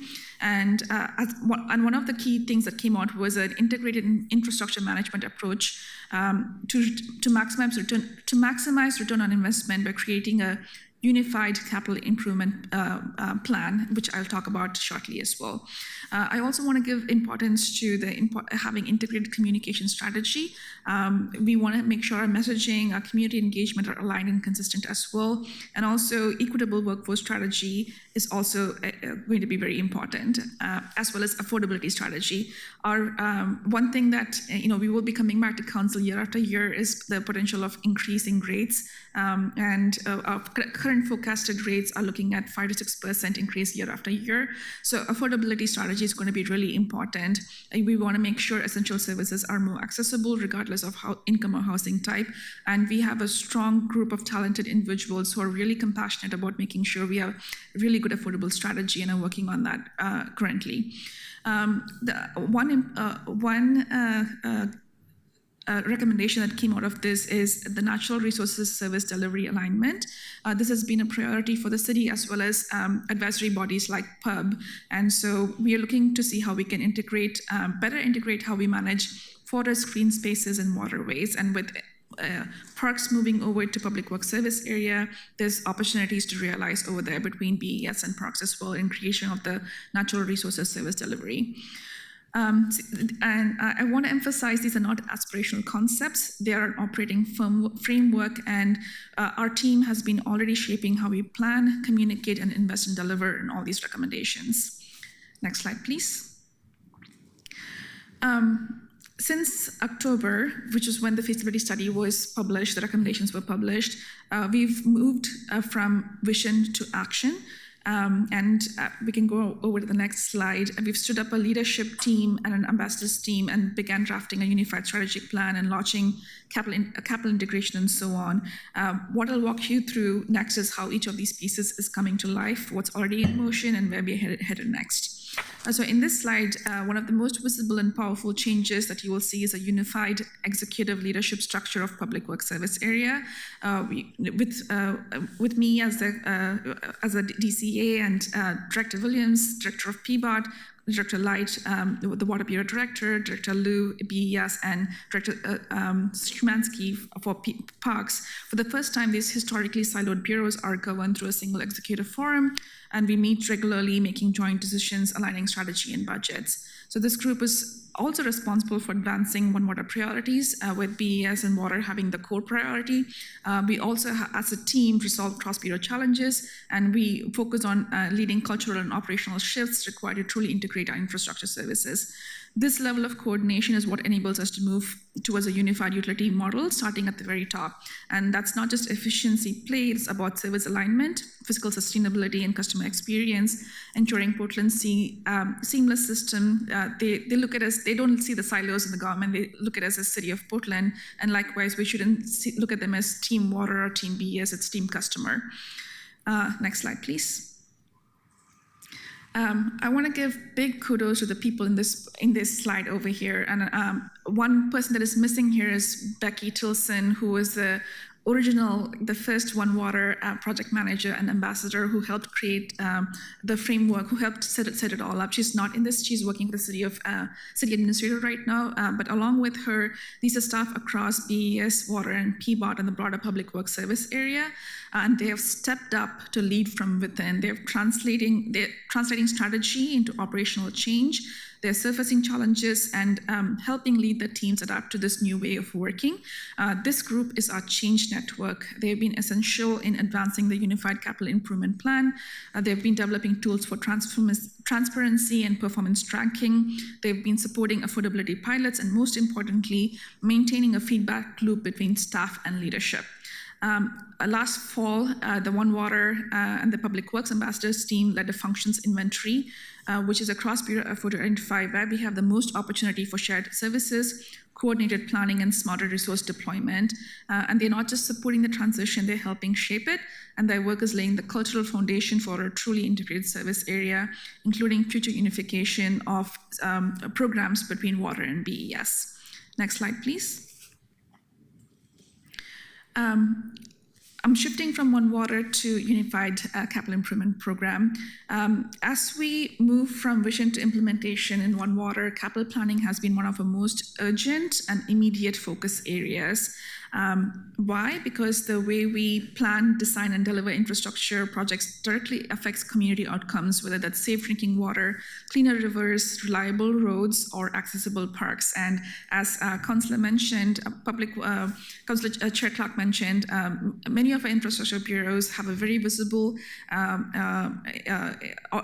community sees us as very visible. And when everything is working, there's no complaints. But when it's not, we hear about it at all levels, from us to council to mayor's office. Each of our infrastructure bureaus have a large and complex capital program, but for years they've operated with separate policies, planning cycles, and even terminology. And as a result, there's duplication and inefficiencies and missed opportunities to coordinate investments. And therefore, the Unified Capital Improvement Program, or Unified CIP, aims to change that. This is a citywide effort, not just a public works service area effort to align our planning systems, delivery models, and investment strategies so we can meet community needs more holistically, transparently, and effectively. And unlike some of the rapid change we've seen in city government, we are trying to build the changes that we have in public works more intentionally. We are engaging subject matter experts, evaluating current systems, and designing improvements that will be phased in over time and not like overnight or in a few months. This is a critical inflection point, and so it allows us to step back and examine how we do business and commit to a smarter, more strategic way of delivering Portland's infrastructure. Next slide, please.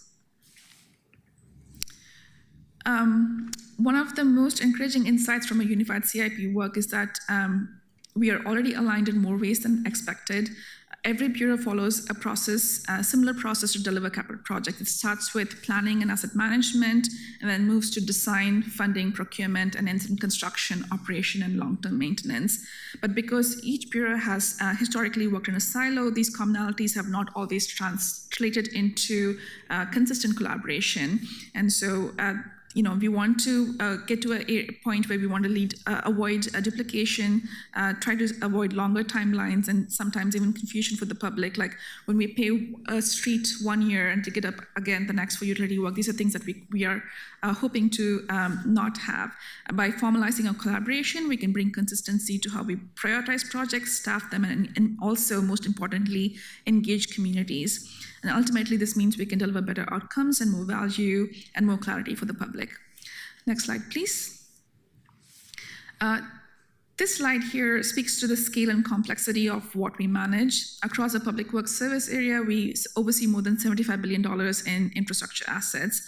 That includes more than 1,000 active capital projects, from major utility upgrades to transportation safety projects and green infrastructure.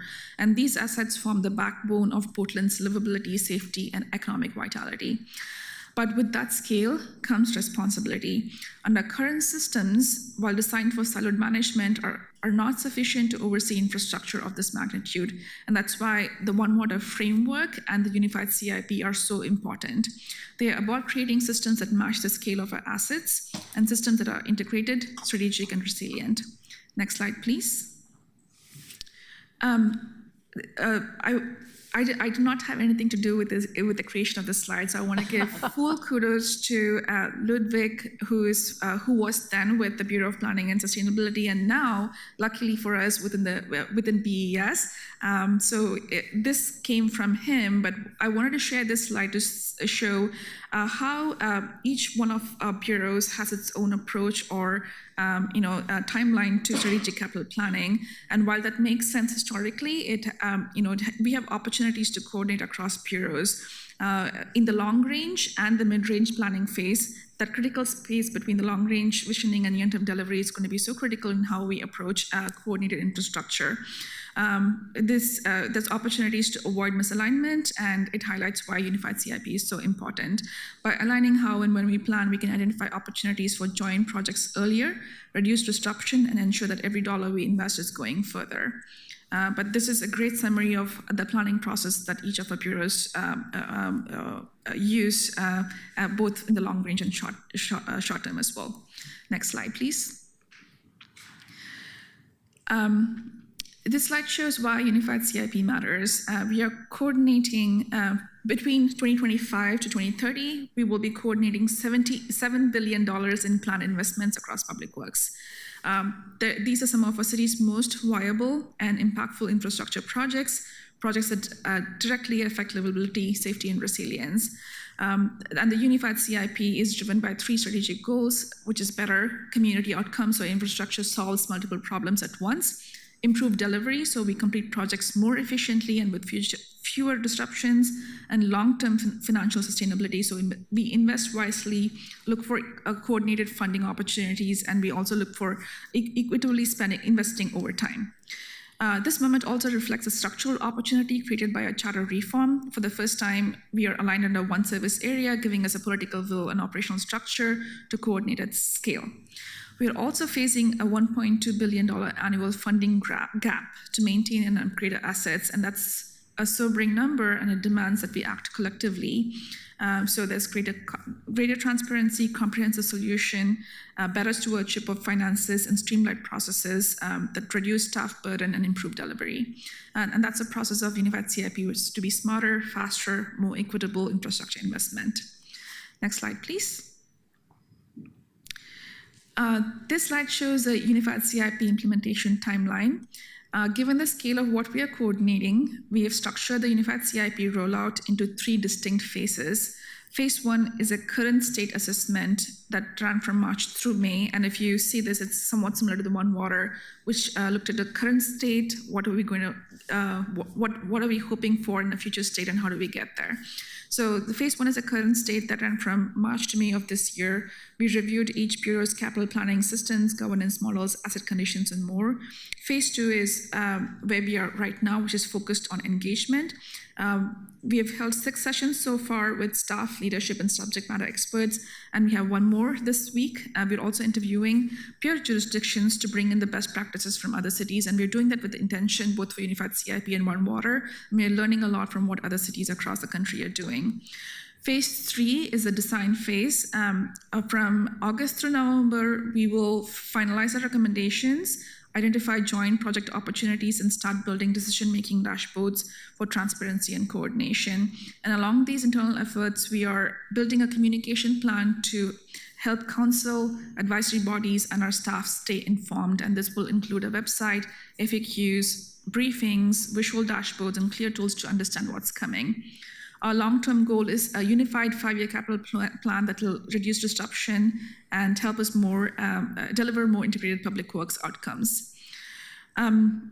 And before I move on to the next topic, I want to give a shout out to Kerry Rubin, who is a unified CIP manager, who's sitting somewhere there, if you can raise your hand, who has been instrumental in moving from strategy to action and operationalizing the strategy with all levels of staff. So thank you to Kerry Rubin for that.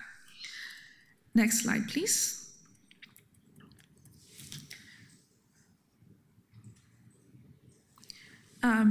So shifting gears again from unified CIP, one of the more urgent challenges we are facing is affordability, and we have not missed a beat in trying to come up with strategies for meeting the affordability challenges that we are facing. Portlanders, as you know, are facing intense financial stress, from housing to food insecurity to rising utility costs. And at the same time, our infrastructure system is under growing pressure. Aging pipes, seismic risks, climate impacts, and expensive regulatory requirements. And we are being asked to do more with less, and ratepayers are carrying most of the cost. We also know that traditional affordability programs don't always reach the people who need them the most, particularly renters, multifamily households, and small businesses. So we are developing a comprehensive affordability strategy that is rooted in data and shaped by community partners like Verde and the African American Alliance for Home Ownership, and informed by national thought leaders like the US Water Alliance, who's also a partner with the One Water framework. Our goal is to ensure that infrastructure doesn't just protect the city, but also does so equitably, that it is accessible, inclusive, and grounded in real-world changes. Next slide, please. This slide shows our affordability strategies and the innovation and pilot programs that we have done so far. Our draft strategy includes 5 interconnected goals, which is to assist, which is expand equitable customer assistance programs, adapt, which is introduce more flexible billing structures, optimize to reduce the operational cost per customer served, Fund, which is to conduct a comprehensive joint rate study for water and BES, and Partner, which is to strengthen community relationships and also raise awareness. We're also piloting several innovative tools. The Smart Discount program uses administrative data to automatically enroll eligible households with no paperwork or stigma. We're also piloting payment matching programs like crisis vouchers and targeted support for small businesses.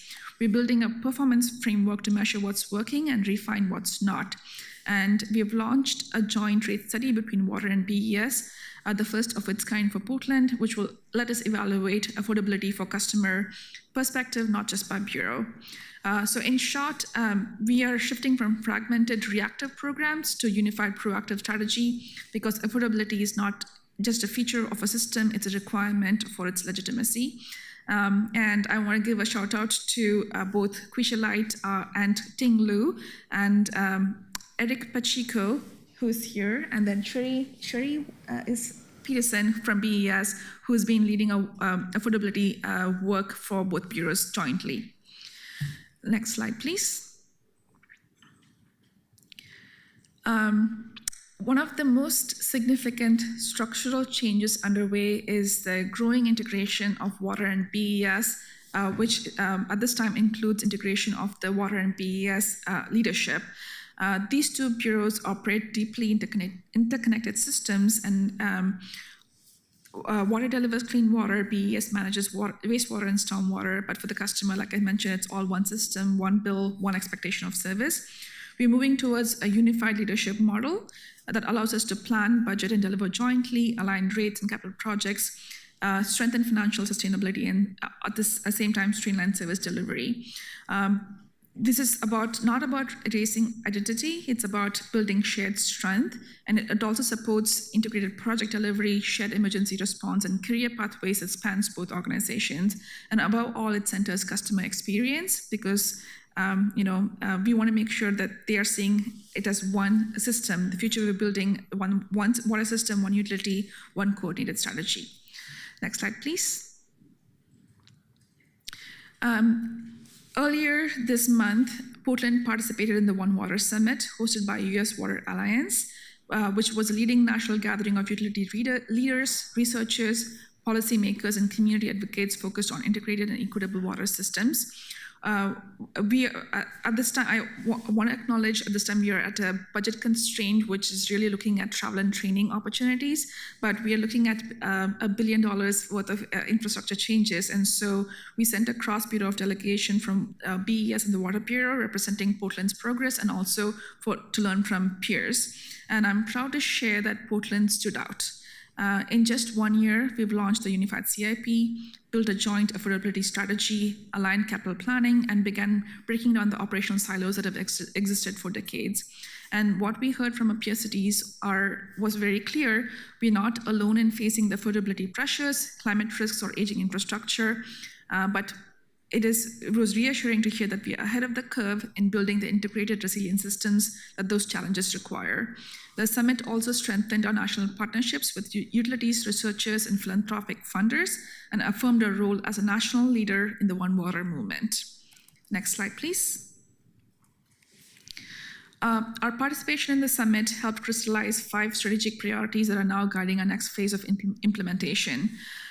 Partnership and community engagement. We are leveraging both regional collaboration and local. We want to leverage both regional collaboration and local partnerships to expand benefits from workforce pipelines to neighborhood resilience. We are also exploring tools like public-private partnerships and learning the importance of that, and advocating for stronger federal and state support for water infrastructure. And we will be coming to you both at the TNI committee and full council to see how we can move that forward. And we also learned the importance of strategic communications and storytelling. We are reframing utilities not just as cost centers, but as economic engines, health protectors, and essential public services. Campaigns around the One Water framework are helping ratepayers understand the value behind the bill. Operational excellence, we are embedding performance management and using real-time data and investing tools like dashboards and internal capacity building to improve how we deliver services every day. Performance metrics are an important tool that we will be using to measure progress across the systems in the entire public works service area.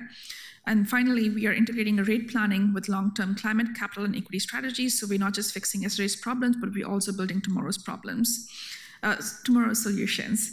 These 5 priorities connect our internal work with the needs and values of our community, and they're already shaping how we invest, communicate, and deliver. Next slide.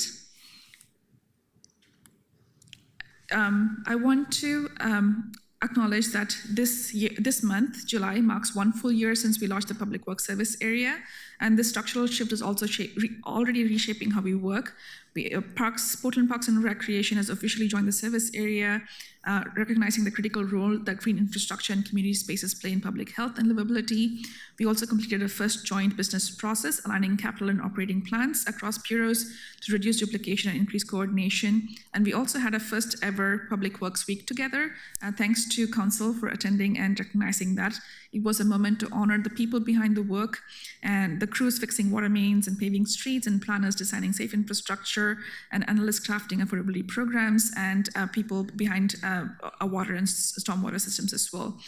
These milestones reflect more than just structure. It reflects a cultural shift towards collaboration, shared value, and aligned public service. Next slide, please. Looking ahead, we have several One Water priorities on deck. First, we will be recruiting a permanent Portland Utilities Director.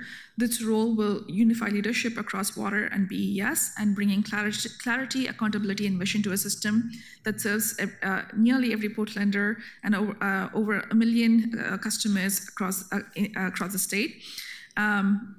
Thank you for your input in providing feedback on what kind of leader you're looking for from the council, and we also taking feedback from our staff as well.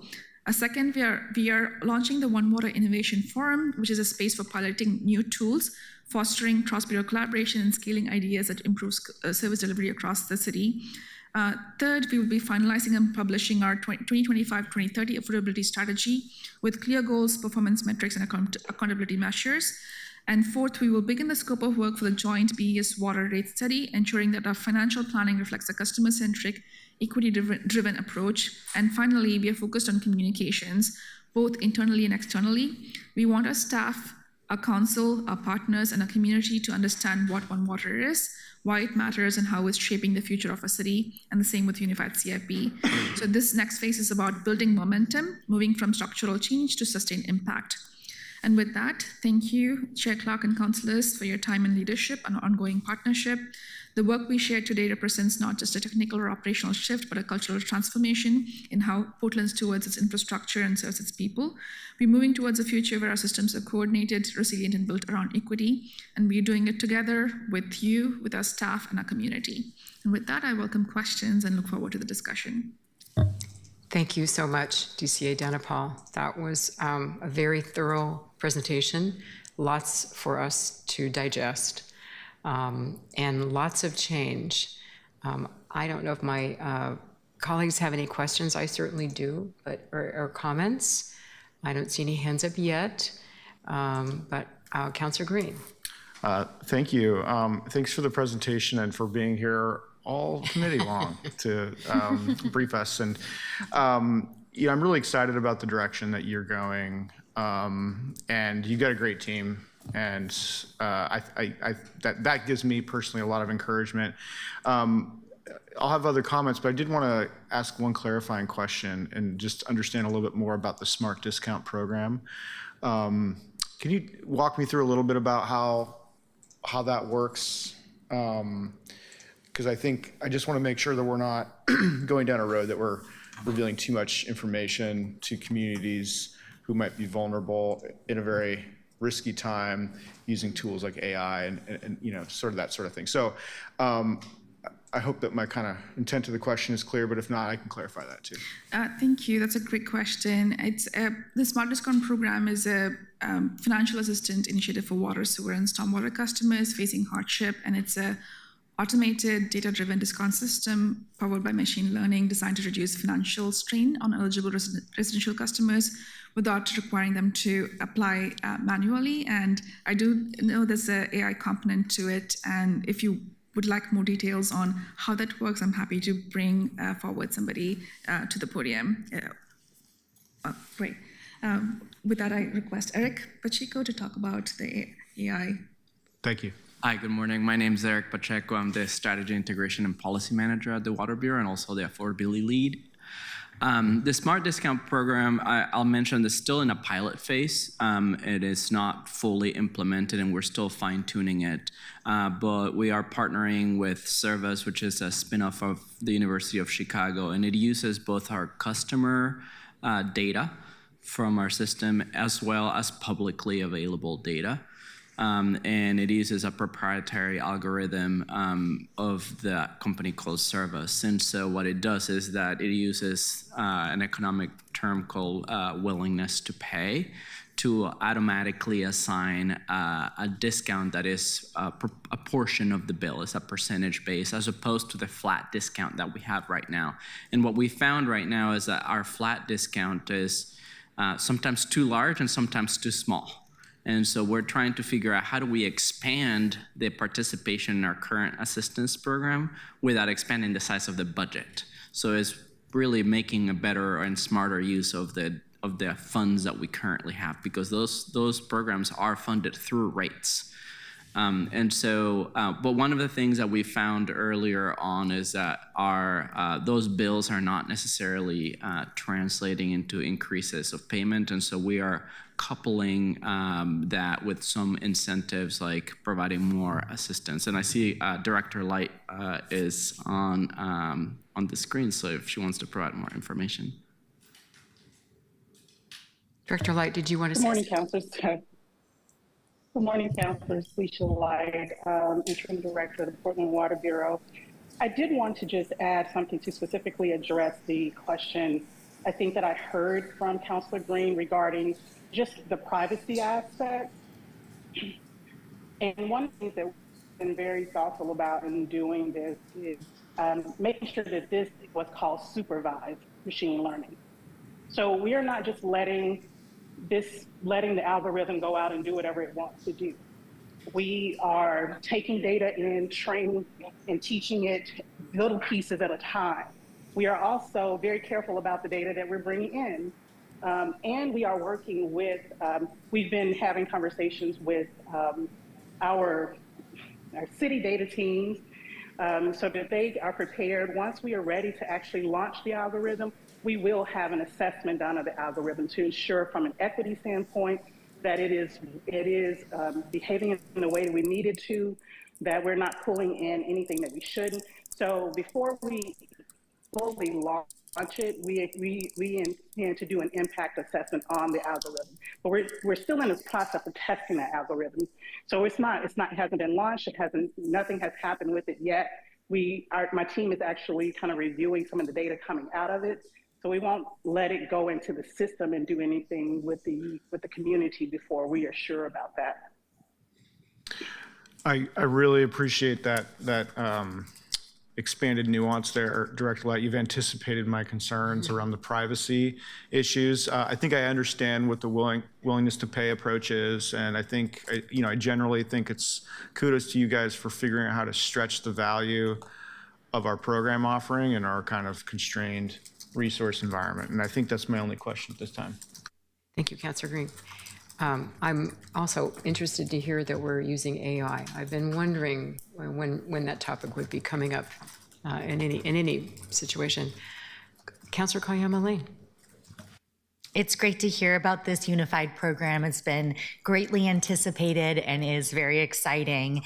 I know with any integration, streamlining work, there are challenges expected and unexpected. Wondering if you can speak to any of them that you might be seeing pop up or you're bumping against, any growth areas that you'd like to share. Yes, thank you.